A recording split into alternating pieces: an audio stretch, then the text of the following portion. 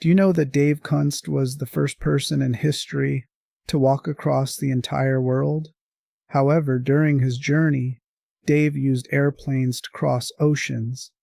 Even so, in this complete circumnavigation, he walked a total distance of around 27,000 kilometers on foot, although in separate segments. But today the person we are going to talk about is not Dave Kunst. In fact, he might be even more extraordinary than Dave. This man has taken on the challenge of crossing the longest continuous route on Earth, entirely on foot. Yes, where most people's imagination ends, that is exactly where the journey of Karl Bushby begins. Not 5,000 kilometers, not 10,000, and not even 25,000 kilometers.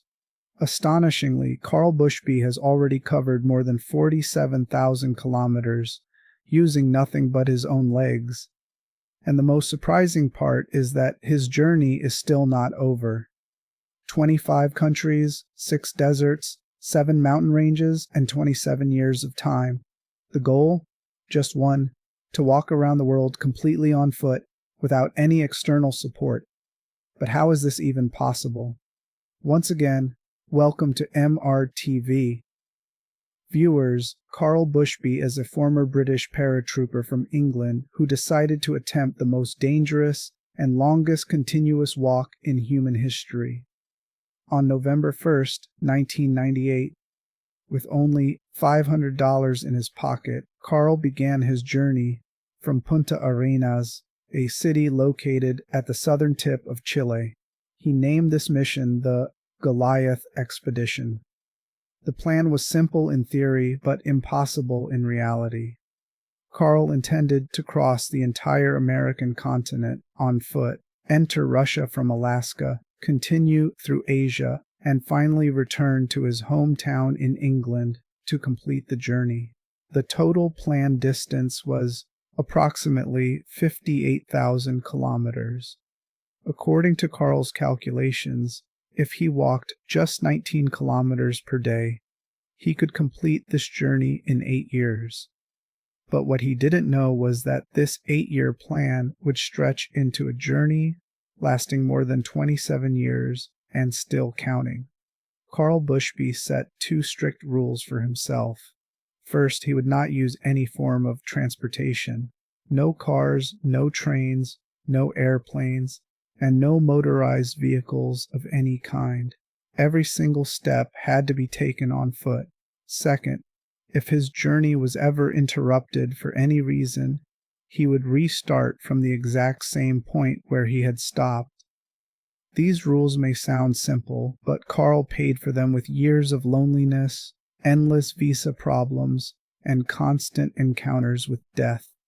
Karl took his first steps across the harsh terrain of South America.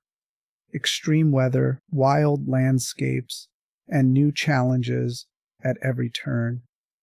After leaving Chile, he mostly followed the Pacific coastline and stayed close to the Andes Mountains. This route helped him avoid the most dangerous parts of the Amazon rainforest.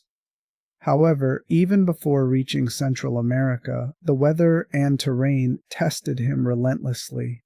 In Patagonia, he faced powerful freezing winds. Walking through the Andes, the longest mountain range in the world, was a challenge on its own. In northern Chile, Karl crossed the Atacama Desert, one of the driest and most desolate places on Earth. Water scarcity and extreme daytime heat forced him to carry more water than ever before. Karl used a small 2-wheeled pushcart to carry his food, clothes, and essential supplies. He once said that while crossing the Atacama Desert, he only stopped walking when he found water.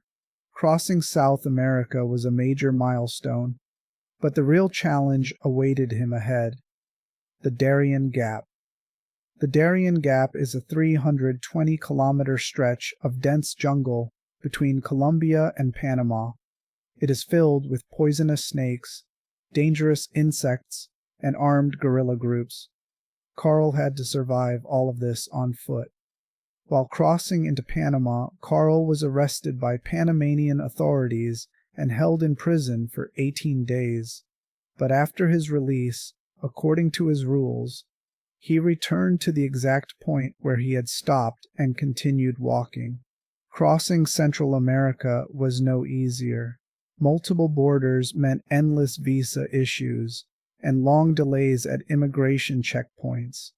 By 2002, Karl had successfully crossed Central America and entered the United States. In the U.S., he faced long highways, heavy traffic, and the intense heat of the Sonoran Desert, which was even hotter than the Atacama. By 2005, Karl reached Canada and then Alaska, where the environment changed completely. Here he faced brutal cold, heavy snowfall, and extremely rough terrain. In remote areas of Alaska with no roads, he followed old dog sled trails to find his way. However, he never used dogs, because that would break his rule of receiving no assistance. After Alaska came the most dangerous phase of the Goliath Expedition. To enter Russia from North America, Karl had to cross the Bering Strait, a frozen sea connecting the United States and Russia. The ice here constantly shifts due to ocean currents, with open water between massive ice slabs. Many times, Karl H.